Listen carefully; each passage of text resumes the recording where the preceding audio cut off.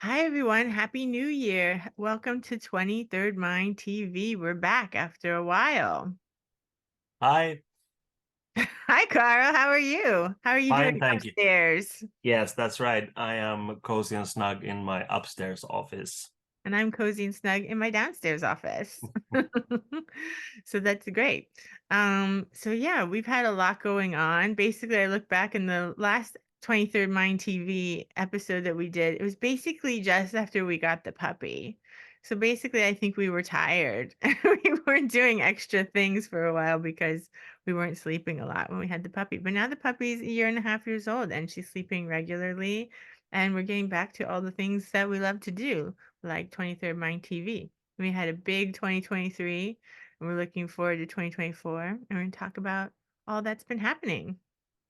Yeah, exactly. It's New Year's is always a good kind of intersection because we're right in between the past and the future. And looking back, I mean, there's been a lot. When I think back at 2023, I didn't see it as super busy. Of course, that has to do with Mindframe also. But I did make a lot, and we did make a lot in terms of products and some, the morbid anatomy events, and simply quite a lot going on when you think about it. But maybe it's because this eye of the storm kind of thing. You don't think about it when you're in the eye of the storm. It's kind of calm there and cozy. But yeah, I mean, on a personal level, I feel that it was a good year. I would always have liked to make more, but I will make amends and make 2024 a real book year in that sense. There will be even more books, and yeah, it'll be interesting to see. But you were working on your own book most of 2023. Do you want to talk about that? Yeah, that's absolutely correct. And sometimes I tend to forget that there was a good book year also for me as an author. It began early on with Source Magic being published. Source Magic: The Origin of Art, Science, and Culture, published by Inner Traditions in the U.S. It's basically like Resonances and Occulture in the sense that it's an anthology of the past year's essays and lectures, that kind of thing. And I love it. It's because it comes from a shorter time span, a shorter period of time than Resonances, for instance, that was almost like a decade's worth of stuff. So I was very happy about that. And when that was published, I think it was in February, um, I was literally knee deep, sort of midway with writing my magical autobiography, which had the working title Two Times Saturn, but which will now be called, when it is published later this year, 2024, Meetings with Remarkable Magicians, Life in the Occult Underground. So basically, up until the spring, my main focus was to wrap up that book, going through my archives, going through my memory, going through basically the past and trying to reformulate what in the past that has to do or had to do with magic specifically, and how that influenced my life, and also vice versa, of course. It's kind of definitely the biggest book I've ever worked on so far, and the most fun also. And so now we're in the editing phases together with the publisher, and it will be published in October 2024, and that of course will be a big thing for me. Yeah, that's going to be great. And we'll talk about it more then when it comes out because it's a, yeah, huge book. And yeah, there's a lot to say about it. I've got Yeah. to read it, of course, and it's Mhm. wonderful. And I learned a lot about you that I didn't know. Yeah, only good things, I hope. Yeah, I also had a book come out right at the beginning of the year. I think it actually came out at the end of 2022, but it's dated 2023. That seems to be what happens with these Routledge books. That all my books come out at the very end of one year, but their publishing date, I guess the paperback publishing date, is the beginning of the next year. Psychoanalytic Perspectives on the Films of Ingmar Bergman, From Freud to Lacan and Beyond, which you contributed to Hmm. on a piece on Hour of the Wolf. And it's a great edited collection that you had the idea for actually in 2018 because it was Bergman's centennial. to that, being a psychoanalyst that moved to Sweden in 2018, I should make a book about Bergman. And I thought that was a great idea. And then, of course, moving happened and pandemic happened, and it ended up coming out now. So it's been out for about a year now. And yeah, it's a great book, and it has a lot of great Swedish analysts in it and American analysts, someone from England and Canada. And yeah, it runs across the board, and some independent scholars too. And yeah, it's got people's perspectives from the film perspective, and from psychoanalytic perspective, and from philosophical perspectives, and it has a lot of great theorists in it. That's why I originally was going to call it a Freudian, Lacanian lens, but there's so many other perspectives, as one of the reviewers pointed out. So I decided to change the subtitle to be even more inclusive, because Jung's in there, Baudrillard's in there, lots of French philosophy, and so on. Mm. Yeah, no, it's really funny too because, of course, we love Bergman, and anything that can be done to have people, specifically new generations, watch the films of Ingmar Bergman, that's a great feat. That's something to strive for. And I think it was funny also. I think one of the reviewers mentioned that, like you mentioned, that sometimes it's so remarkable how one film or one filmmaker can evoke so many different things in different people. Like, one film, like, Persona is mentioned many times in the book. And it's just like, whoa, where did they get this? So many personal provocations in a way that triggers things in people. So in that sense, it's real genuine art. In that sense, it's not just a flat surface that presents something. It's something that actually awakens something in the viewer. And I think, kudos to you, my lovely wife. It's a great, interesting book.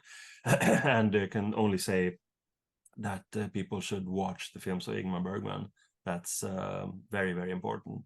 Absolutely. And Mary Wild wrote the foreword for the book, for all the fans of the podcast that are also fans of Mary Wild and her podcast. And she's where I really got that idea from, about films being projective surfaces. That's what she talks about with her projection series and projections podcast. And you can really see that in this book, because, yeah, I mentioned that in the introduction, that yeah, sometimes I would read, somebody's version of the silence, and I was like, "Is that what they thought was happening?" Because I saw a totally different thing. Yeah, no, And yeah, exactly. films that are art are really projective surfaces in that way. Yeah, Great. absolutely. So what should we talk about next? How about all the Trapar books that you've put out this year? Uh, yeah, there were a lot. I think 8 new books in total, and then some hardbound editions. And yeah, maybe we should begin with those, meaning there were books that were already out in paperback, but that I made hardbound editions of, and specifically 2 books that are very, very dear to me, and I would say dear to us also. The first one being the Mega Golem, a Wu manual for all times and spaces. It's basically a collection, an anthology of writings on and from the Mega Golem. And the Mega Golem is the magical artwork that we created, well, That you almost, created. yeah, 13, 14 years ago. Actually, around 2009, I think the original idea came up. And then it's just grown and grown and grown, and has been integrated in music making, music performances, spoken word poetry, magical ritual, free form, what I called um, realm of unconsciousness writing. And yeah, it's just lovely stuff. And you have some beautiful artwork in here, lots of Mega Golem collages. And yeah, so that was very lovely to see this in a hardbound edition, because it's a book that inspires me greatly, Looks perhaps not, great. yeah, every day, but it's a very magical book. It's not a grimoire, it's not a technical book, it's just pure magic for me, pure signal. And And then there, also, came we did an edition with that. yes, we did an edition with that, of the I'll just show it like this, the cover artwork is available in an edition, limited from Trapar. and we'll have the link in the so-called show notes or in the information text. That is wonderful. That so you can buy the hardbound copy of the book together with a limited edition. And then there was this one that was also out in a slightly different format and in paperback, but this the last year 2023 came out in hardbound. It's my photo book called Genesis Peorage Temporarily Eternal: Photographs 1986 to 2018, and it is what it is. It's basically photographs from all throughout our friendship, beginning in 1986 and ending with pictures I took in New York in 2018. So it's kind of a parallel book to Sacred Intent, which is basically our conversations from these same kinds of meetings. But Temporarily Eternal, the photo book, contains more, because not every meeting was like an official interview or working on the Sacred Intent book. It was just much more casual stuff also, and traveling together and just, I don't know, pictures of a friendship and from a friendship. So that was wonderful to have out. And they also made an edition of one of the photographs that actually didn't make it into the book for some strange reason, but that is now available as an edition print together with a hardbound. So those were oldies but goodies that was sort of revisited in 2023, and that's good. There's going to be more of that. And actually, I think let's see, now that I think of it, there are a couple of others also. Let's see, this one, I was thinking of this one, a book that had its 10-year celebration. It was published in 2013, hence a 10-year anniversary 2023, and it's my first novel, Mother Have a Safe Trip, that is now also available in a beautiful hardbound edition. And you and That's I a have really good novel. yeah, no, it's a great fun read, a psychedelic spy thriller drenched in LSD and UFOs and magic, and it's just it packs a punch. And you and I, of course, have a very special relationship to that book, because it was when the book was fresh, really just released in the autumn of 2013, that you and I met for the first time at the book launch in New York at Catland. So that was good also to revisit that book and sort of make it available in a hardbound edition too. Absolutely. It's a great read. I think I'll reread that too, because this year I reread The Devil's Footprint, which is such a good book. I love that book. Everyone should read The Devil's Footprint. And maybe I'll reread Mother Have a Safe Trip now too. Yeah. I think I'll do the same. It's been a while since I read it, but I wrote it, and I have no idea really where these things come from.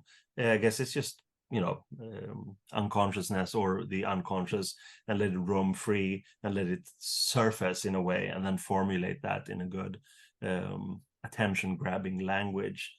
Seems to be a good formula. So that's some of the old stuff that was repackaged, reissued in a way, some old stuff. But there was also a lot of new stuff coming out. And I think early on in the year was this one, Chimera Obscura, Selected Exhibitions 2003-2014, which is also a photo book by me. And again, the title sort of says it all, Selected Exhibitions 2003-2014. I have had quite a few exhibitions, mostly of photography, when there have been offers or the situations have presented themselves, and it's all kinds of things. It's like portraiture, and there are abstractions, there are pictures from travels. There is also pictures in here that was an exhibition that specifically had to do with Mother Have a Safe Trip. I made an exhibition called Imprisoned Sentences, which were inspirational photographs when I wrote the novel. I used photographs from a lot of trips as creative springboards in a way, evoking scenes, smells, sensual impressions that I then wove into the book proper. And for me, it's been a very good way of working, because you don't have to sort of force things out of your psyche. You could just look at these photographs and just soak them in, or travel through them again. And then when you come back, you have a backpack full of almost like ready-made formulations. So that's a good, I don't know, maybe creative advice. So I was very happy about that, because it's basically my first like monograph of photography. There will be many, many more. A couple will come out in 2024. But Chimera Obscura is yeah, I'm very, very happy about that, because it sums up, as you know, I like to sum up things almost as a kind of a magical formula, to be able to leave it behind and just move on. And of course, the problem is when you're creative along the way, and you take, literally thousands of photographs as you go, then if you want to sum up, you'll never catch up. But that's fine too. It's just a creative privilege in a way. So there will be more books sort of looking back in a way, and I'm doing it in part to leave it behind, but I'm also doing it because, these books need to be available in the present and also in the future. Absolutely. What other new books have you put out, Carl? Well, I think for us, the most interesting thing was this little beauty, that the Patreon Magic Monday posts collected into Anthology Volume 2. We may need to call on our cosmic friends, Magic Monday Part 2.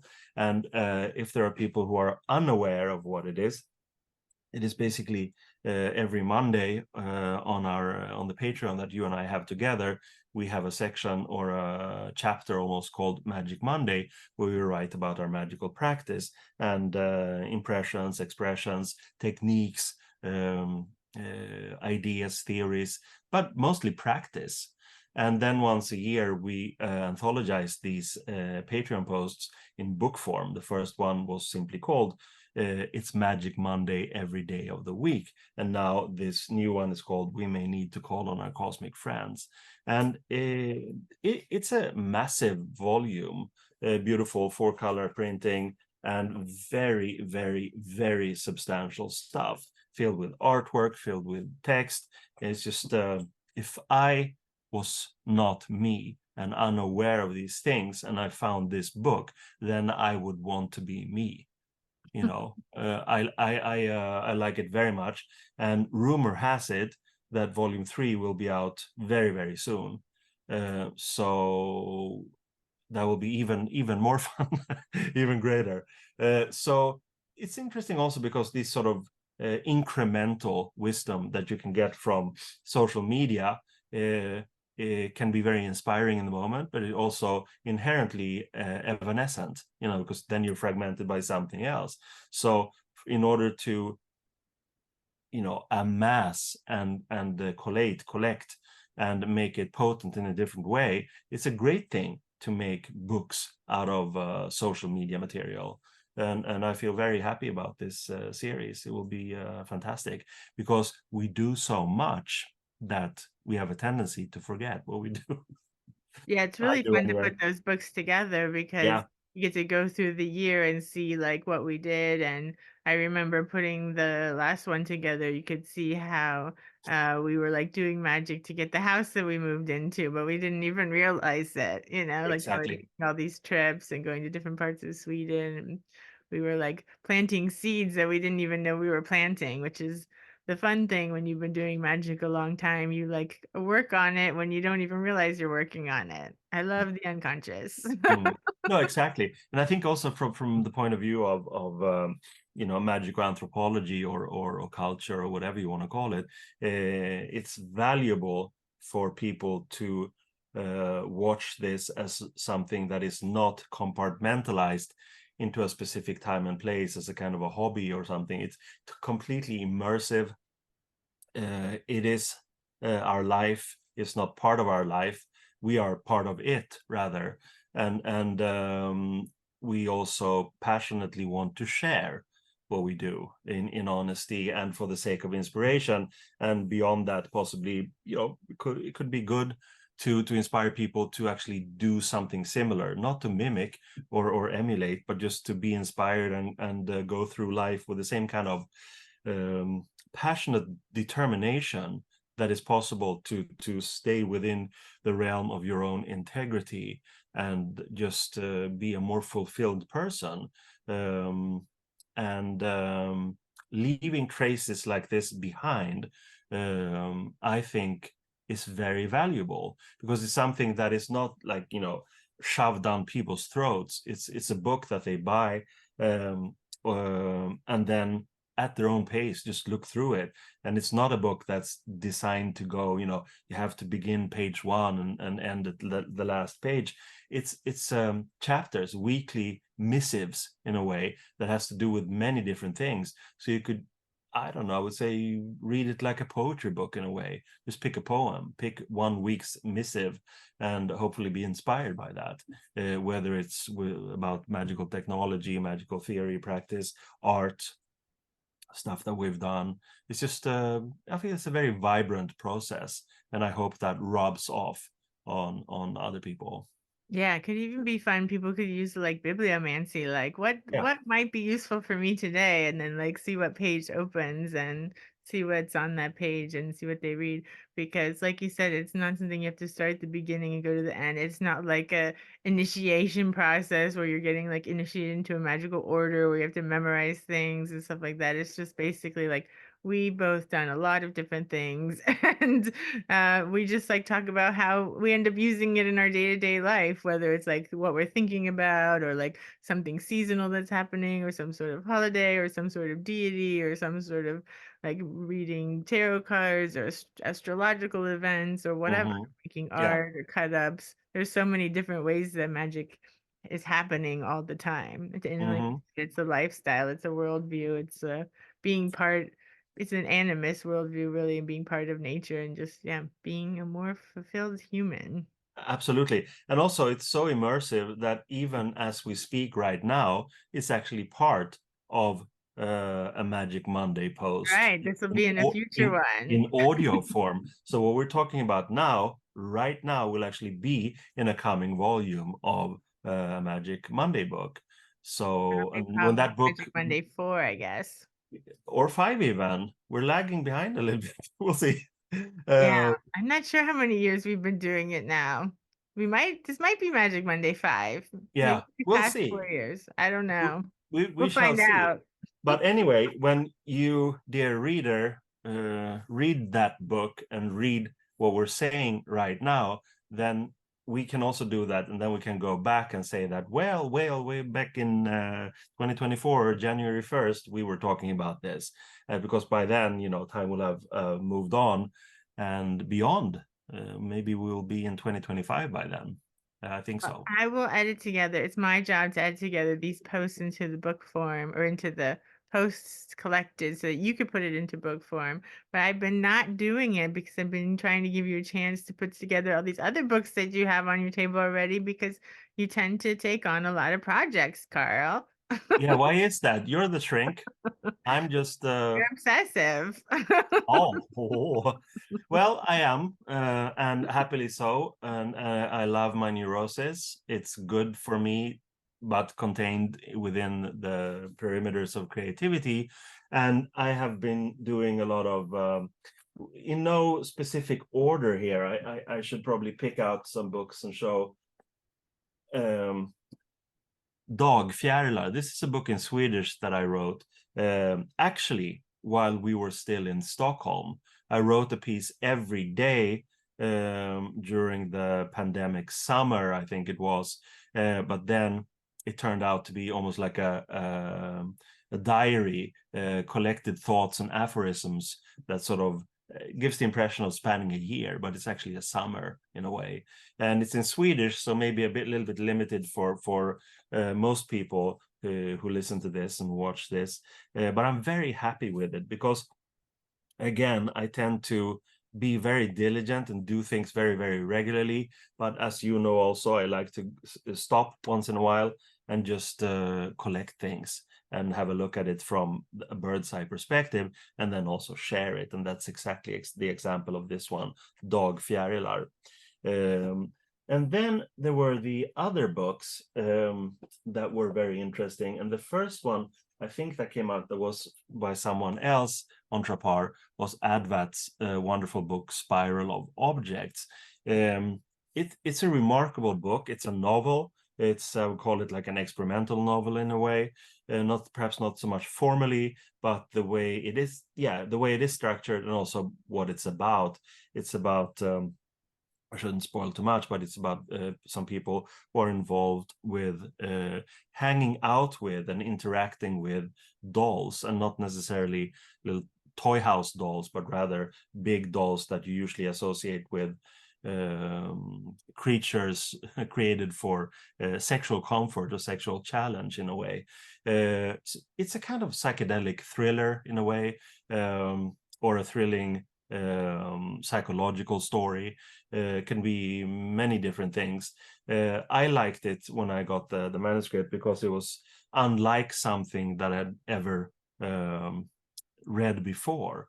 And of course, I was fascinated by Anton LaVey's relationship with his so-called artificial companions, some of which he actually built himself, or remodified like store mannequins and turned them into artificial human companions that he actually talked to and interacted with. And I don't think, perhaps not sexually, but that's besides the point.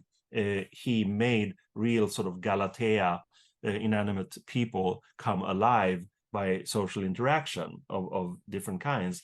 And that same feeling is evoked in me when I read Advat's novel Spiral of Objects.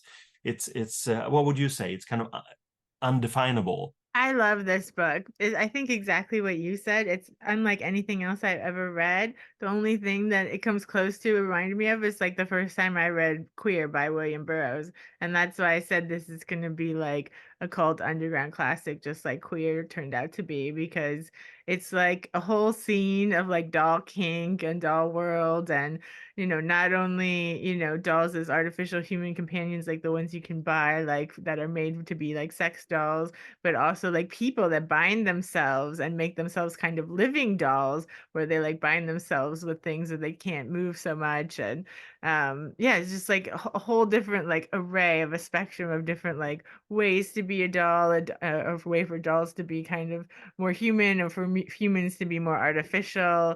And yeah, it's just like so psychologically wonderful and rich, and it's fun and it's kinky and it's just like a whole adventure. And yeah, I just really, really love this book. This is the best book I've read in such a long time, and it got me like so energized and like excited about it. And I'm actually interviewing Advent later this week about the book. So a podcast all about this will be up soon. Because I just can't wait to talk to him more about it. Mm. And I think it's interesting also because it's obviously something in the zeitgeist.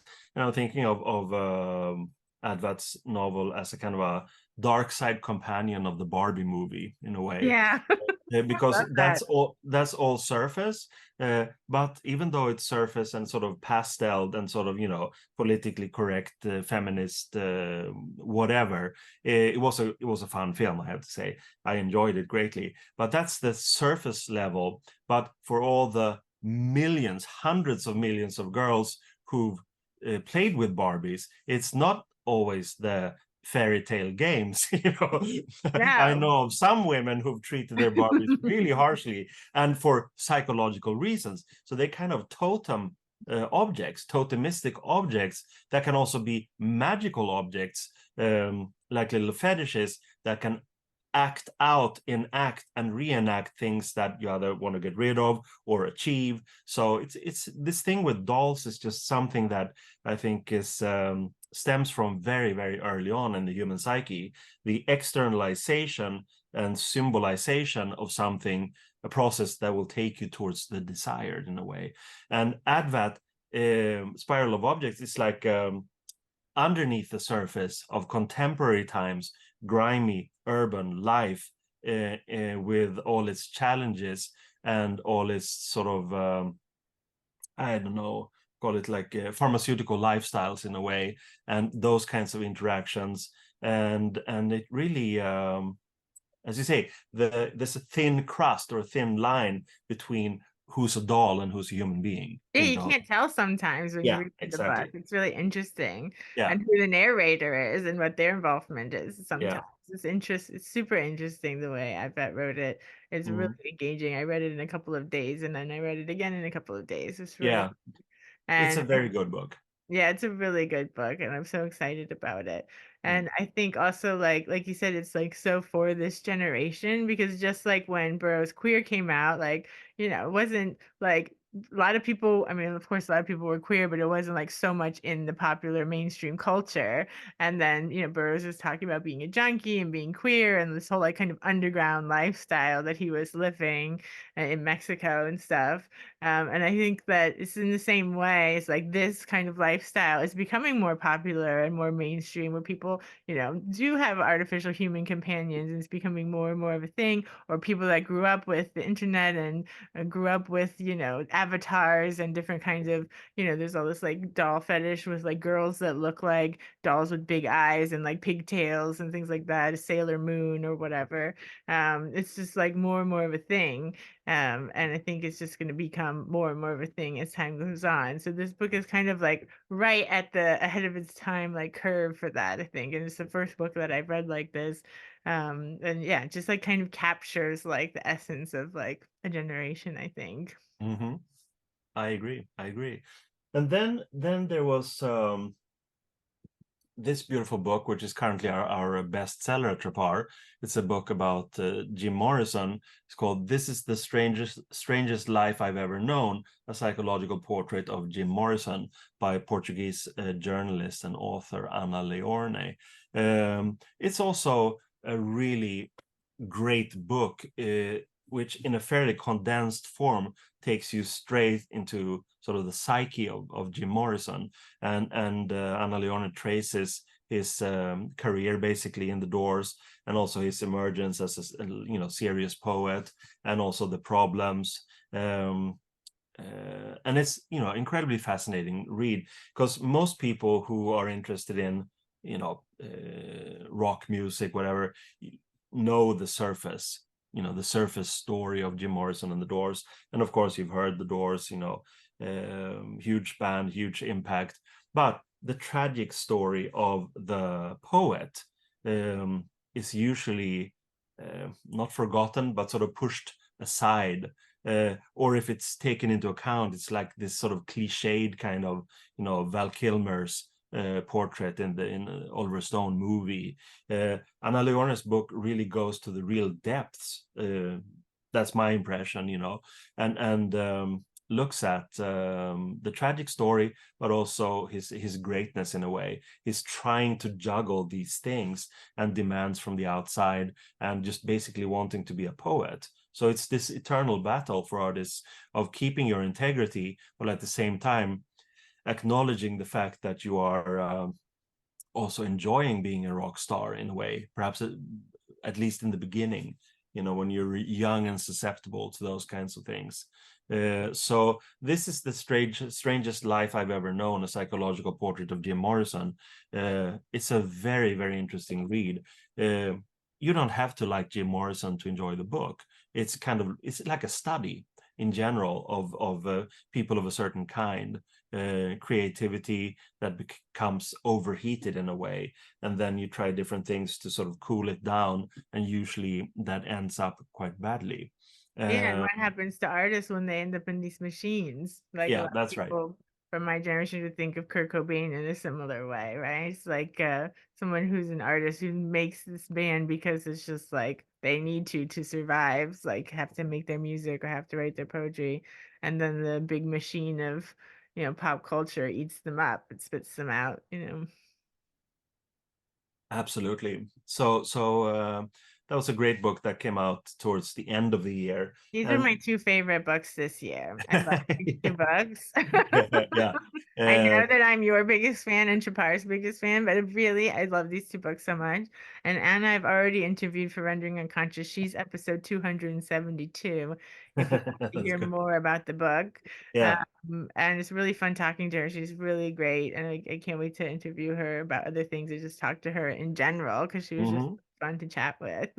Yeah, absolutely. And then towards the end of the year, I mean, we're right now on January 1st, but the last bit of 2023 was kind of intense, and I wanted to get a lot of things out. So technically the books that I'm showing now are like 2024 books. The first one in that batch was Tom Bradley's Nagasaki Soul Huffer, a manhunt in 55 cantos. And it's like, if you know poetry, epic poetry, Ezra Pound, the cantos, it's not a straight prose narrative, but it's not like super experimental poetry either, like Pound's cantos. This is a story, and I cannot I cannot express what it's about. You simply have to read it. It's about this huge creature in a way, or huge being in Japan. It sort of defies the it's a mind-bending book. It's a mind-blowing book, and I enjoy it. It's sort of someone who has great talent for writing, and Tom has been writing a lot of books, published a lot of books, but I like this one and wanted to publish this because it's more like poetry than regular prose, but at the same time, it's an easy read. And once you get into it, it's like, whoa, what's going on? It's like these different narratives, and it's just, I don't know. It's a very, very cool book. Nagasaki Soul Huffer by Tom Bradley. Yeah, and it needed like no edits. No, he's Tom Bradley's I always love perfect. when books need like literally no edits. Yeah, no, it's perfect. Highly recommended. And then, if just fresh, hot off the press, it's an art book. Can I See Your Niche by Jason Hoff, which is basically collages and cut-ups from a queer perspective. There's a lot of erotic images. It's certainly not porn, but it's just fun, punny collages, cut-ups, handwritten stuff. I guess you could call it lo-fi in a way, but it's just beautiful stuff. I like it very much, and they work really well together. Jason usually presents these images on social media, like Instagram and other places, but to see them collected like this, and the different kinds, like you have images with text, and then you have handwritten stuff, it turns into a kind of a story in itself. No real coherence in a way, but obviously there's like desire and the body and queer themes, but that's really it's besides the point. It's just very, very art from a core that needs to express itself, and that's just like Tom Bradley and many other things. That's what we cherish. We cherish this sort of eruption that can't hold back what's inside the psyche of the artist. You just need to express it and somehow present it, and in these books we do that with these particular artists. So that it's been a good end of the year, and it's been a good year. And we should also talk about Can music, I I talk guess. about Jason Hoff for a second? Oh, yeah. Thanks. Um, I love Jason Hoff's work, and I love his Instagram where he's always posting these kinds of images. And I'm so glad that you put out a book of his images and texts. And Jason and I used to be roommates, and so it's really fun that he's also taken up the cut up method. And we lived with another artist friend named Melissa Diaz, who was always encouraging us to make art whenever we were stressed, and she always had art supplies around and things like that. So it's really fun that we're all making art now all the time, and I love that Jason's showing his art all around New York, and he made a couple of other books of like writings that he's done with more personal writings. So yeah, just definitely check out Jason's work. Hoffwit is his Instagram. HAAFWIT. Yeah, so maybe we should talk about music, because I think this sort of covered all of the book stuff, whether it was our stuff or Trapar stuff. There is also a new Trapar website, meaning a revamped slightly more modern looking website since a couple of months back, and you'll find all the books there, of course, or you can buy them on Amazon, which is usually cheaper postage and faster. And this, all of the editions that we haven't really talked about are there also, of course. So you should go to trapar.net and check out the books there. And if you prefer to buy from Amazon, there are links also on the Trapar website. To Amazon. Yeah, Yeah, like you said, there's a lot of editions there and unique works and old rare books and things yeah, like that as well. And we both also contributed to Tum Zantorum this year. that's right. We should mention that as well. Sean Yeah. Wood publication. Oh yeah, here it is. This is the one that we were in, both of us. That's number 3, and then you were also in Tum Zantorum number 4. Right. Yeah, Very cool. So yeah, check those out. yeah. It's a very House very Press. cool book, sort of a cultural anthology in a way. Absolutely. I wrote for the first piece I wrote was like a cut up piece, which was my first like long form cut up kind of piece of work, which helped me in working on my Things Happen book that I've just almost wrapped up. That'll be out in 2024 on Trapar soon. And then the second piece I wrote about the alchemy of Pandragony synthesis incarnate. And that was actually a really old piece that I had written in 2013 because Genesis had asked me to write something for a website that someone was making called Community, like community, Community. And Jen was collecting stuff for this site. So I wrote this piece for that, but then the site didn't happen. And so I just had this piece and I used different iterations of it in like the Scanshin book and things like that, like used parts of it, but I had never presented it as its original the original piece that it was. So I put it in Sean's book, and it was great with some collages. Hmm.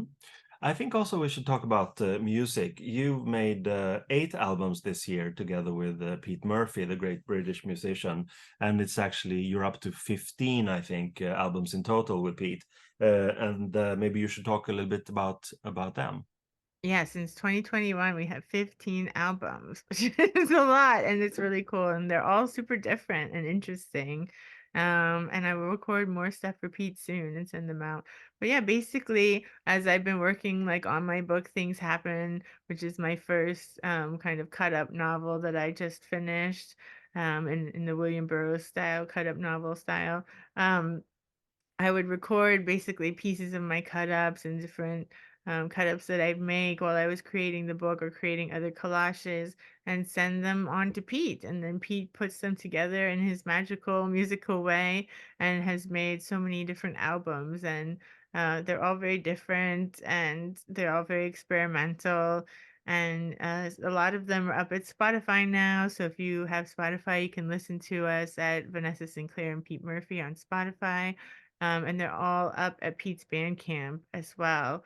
So that's petemurphy.bandcamp.com. And some of them are up at Highbrow Lowlife's Bandcamp, but we just couldn't keep up with Pete. So we just told him just to keep posting them. It's great to find someone who It's outdoes us. more productive than Yeah, us. yeah, So yeah, he's a super machine. Um, yeah. They're wonderful. They're absolutely wonderful, and the music is so dynamic, so versatile. You know, it's such a wide ranging amount of musical expressions. So it's not just like 15 albums of the same kind of stuff. It's just no, like it's pretty really, incredible. yeah, And they're it's actual fantastic. instruments that he plays on Yeah, them. So he yeah. can play like a multitude of instruments. It's pretty Hmm. amazing. Yeah. And I have to say though that I said in the beginning that sometimes I feel that nothing is happening, you know, that nothing gets done. But we're looking back at the musical year for me has been very similar to what happened in the book world, meaning that I did go back, I looked at the past, I collected, anthologized, and made sure that things came out and came out again. The most significant thing, because it has physical form, was the CD. It's a CD version of an album that came out a couple of years ago called Single-Minded Dualisms by White Stains, the band I technically still have, but that was formed in 1987. And it's the first singles and the sort of 12-inch singles from 1987, 88, and 89. And it's came out on a Polish label called Zoharum. And Zoharum are going to release a lot of albums in the coming period. I think a couple of albums during 2024. But it was also a great time for highbrow lowlife, in the sense that we released some old White Stain stuff, like the collaboration with Genesis Peorage, the At Stockholm album, and the Wordship album with Jen and Cotton Ferox, and some other stuff, and also a new Cotton Ferox anthology of older stuff. Yes, a lot of stuff. So people should really check out highbrowlowlife.bandcamp.com, because there's a lot of stuff there. And then for And we had those Bandcamp listening parties. That was fun too. We had 3 of them, I think. Absolutely. And this one came out, it's too big to even open, but it's a vinyl box of the At Stockholm album and some other related Psychic TV stuff that was issued on vinyl on demand. The original box came out, I don't know, probably 10 years ago, filled with stuff. And these are some of the remaining vinyl copies that have been repackaged in a way. So now it is completely sold out. But Zoarum, the Polish label I talked about, will issue all of the collaborations between me, Thomas Tibert, and Genesis Peorage in a CD box. I think it will contain like 5 albums in this CD box. So that'll be a great treat for 2024. Very cool. Yeah, and you came on the podcast. You are, of course, the #1 guest on Rendering Unconscious podcast. I've had you on more than anyone else. Surprise, surprise. But that's because a lot of the things that I put up with you are not, we don't just do interviews where we talk like this, but I use your lectures. And I've put up a lot of your lectures as podcast episodes because I think they're super interesting and helpful. But I you agree. have an episode on there where you talked about your music a bit, which is Rendering Unconscious number 255. And this year, let's see how many. 1, 2, 3, 4, 5. I've had you on the podcast 5 times in 2023. One with Nicholas Friswald, which was really interesting, you two in conversation. And then the one that I talked about, where you talk about specifically your magical musical endeavors with White Stain, Scott and Farrock, Psychic TV. And then also I put up a lecture that you gave at the Occulture Conference the year before on Topi and your experience with the DIY culture of the Temple of Psychic Youth. And I also have an interview with you on your book Source Magic that came out in the beginning of 2023. So that's up there. And then I also have a lecture that you gave on challenging inertia and entropy. So those are all Rendering Unconscious episodes that you can check out with Carl. And you also started your own YouTube channel where you collected together your different lectures and different podcasts you've been on so that they can all be in one place and be like a central hub for all of that. Yeah, there's a lot coming in that sense. One project for 2024 is the publication, I think it'll be actually the first quarter of the year, a new anthology of lectures and essays called In Between the Lines. And I will record all of those also as video lectures. And as some people know, I used to have these on Vimeo on demand, that people could pay to see for a small fee. But now that's gone, and I'm doing everything on YouTube for free, because I think that's it's a good thing. And so basically during 2024, I can see maybe somewhere between 10 or 20 new lectures will be recorded and put on that occultural YouTube channel. Yeah, that'll be great, and I'll link to that as well. Yeah. Your own YouTube, and then of course the Trapire Film YouTube is where you can find this video and the videos for Rendering Unconscious podcast and more. Mhm. And we've been trying to streamline things a bit because there's so many different platforms and things. We're just trying to like focus in because it takes a lot of time to post things to all these different Yeah. platforms and things. So we're really focusing on Patreon being the central hub, and just encouraging people to go there. And we started a Discord so that we can chat with people, whenever they want. They have questions or they want to talk about magic, or, it's the full moon. What's everybody doing? And then also people in the Patreon community, which is all people that like, art, magic, psychoanalysis, similar things, can chat with each other a bit and chat with us. So that's been fun. And we've also did last year, we did our first kind of Zoom like chat like this, where we talked to people from Patreon, and that ended up developing into like a mail art project where I ended up mailing out some collaged postcards to different people. And then we also did like a whole project together where we all worked on like collages communally and mailed them to each other.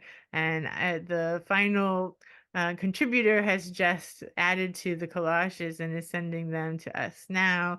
And so once we have that, we'll make a Magic Monday post about that and the process and the kind of magic of having this communal art project. So we hope to do more things like that and have more Zoom chats with our Patreon community, and have the Discord in the interim between that.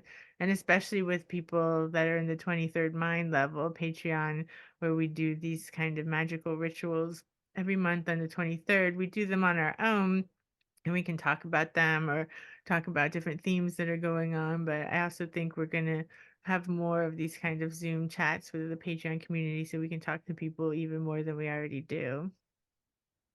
Yeah, absolutely. It is endlessly fascinating and challenging, and could go in any direction basically, because it is that's the real community in a way. It's the community that's alive today. And yeah, it's really fun and interesting, and obviously it creates these gesamt creative projects too, as a kind of a trickle down effect. And it's yeah, it's very, very, very fun. And as we do take time every week to post about these things on Patreon, that in itself is worthwhile, I think, for people to come check it out and join the Patreon, because as you said, it is our central hub, and I think it will remain like that in the constant fragmentation of new platforms, etc. We will just like stick to the Patreon and make sure to increase the communication in between the people we have there. Yeah, exactly. I like it. I think it's a good platform. I did start a Substack because some people wrote saying that they would like Substack, that that's better for them. So I have started posting the Magic Monday post specifically on the Substack each week. So you can sign up for our Substack, and if you pay for the Substack, then you get the Magic Monday post each week on Monday, or sometimes a little later in the week because sometimes I do work also full time as a psychoanalyst and I have a busy private practice. So sometimes I don't get to do it on Monday. So it might come out Wednesday for the Substack people. For the Patreon people, Magic Monday comes out on Monday. For Substack, it comes out sometime during the week. So if you like Substack better, then go ahead and sign up to Substack. It's Vanessa23Carl at Substack.com. And Patreon is patreon.com/Vanessa23Carl. I kept it the same so that it would be easy to remember. And that's another point. I do practice as a psychoanalyst, and I do have analyses that I meet with weekly, or oftentimes more than once a week. And I do have some room in my schedule right now. So if anybody has been interested in thinking about psychoanalysis, you can always contact me at vs at drvanessasinclair.net, which I'll also link to. But that's my website is drvanessasinclair.net, and there's a contact page where you can email me through there, or just write me directly at vs at drvanessasinclair.net, and get in touch because yeah, I do have a little bit of room right now at the beginning of the year that I could fit a couple people in. Excellent, excellent. I think we've covered a lot of ground here. Yeah, Uh, but we also have to talk about morbid anatomy because we oh did our yeah, psychoanalysis, art, and the occult series all year. And then at the towards the end of the year in September, we did our first class with them, which was a 4-week course on the magic and creative power of the cut up method. And that was a really fun class. It was actually, I knew it was going to be great, but it was actually even much better than I thought it would be. It was actually the thing with cut ups is when we do these presentations, when we do these classes like this, they're actually like magical workings in themselves because everybody coming is interested in magic and we're magical, and it just becomes this like magical creative process. And I had like so many amazing things and synchronicities happening during that class. It was like a really potent time of the year in September when we were doing that. And Morbid Anatomy has just asked us if we would teach it again this year. So likely in September around the same time, we'll be doing the class again. yep, yep, that'll be fun. Yeah, absolutely. Um, and then yeah, I'm sure there's other things we did. I gave a talk at the Victor Wind Museum, which was new, and that was also really fun. So I look forward to working with them again, and you're gonna give a talk for them at some point this year, Yeah, I'm sure, because they've been trying to set that up with you forever. So I'm sure that will happen. yes, it will. Yeah, and we've actually like really expanded networks this year and met so many new people and been on so many podcasts, especially you. You've been on like so many podcasts. Yep, So yeah, it's been really nice to get to talk with new people and new networks and hear what people are doing with cut ups in new ways that I hadn't thought of. Things like that. And seeing people being inspired is inspiring in itself. absolutely. And that said, don't be a stranger. We are always interested in talking to new people, whether on their podcasts or whatever. So if you're interested in getting in touch, get in touch. Yeah, Carl is Carl at carlabrahamsson.com. And I am VS, Vanessa Sinclair, VS at drvanessasinclair.net. Um, Hmm. and you also revamped your website a bit, carlabrahamsson.com. Hmm. And also, I did the podcast, Rendering Unconscious, and rounded out 2023 with episode 275. So it's like a beast at this point. It has a lot of episodes. And I went back and looked. I did 52 episodes last year, so I really did one a week on average last year. So that was good. Keep it Yes, very good. steadily moving forward. It's good that we live in the same house, that we're married, because otherwise we'd never have time to meet. Yeah, we'd never see each other otherwise. So this works out. Yeah, Well, is that it? Are you ready to walk the puppy? Ready? yeah, it's time to walk the puppy. Time to Yeah. walk the puppy. Mm. So yeah, so I'll meet you downstairs. That's right, within the minute. And then we'll see everyone else when we see them. Join us at Yeah, Patreon. See you on social media. We'll link to all our social media and everything in the liner notes. And yeah, see you when we see you in whichever platform you prefer. yeah. Thank you for being here, and talk to you all soon. Bye.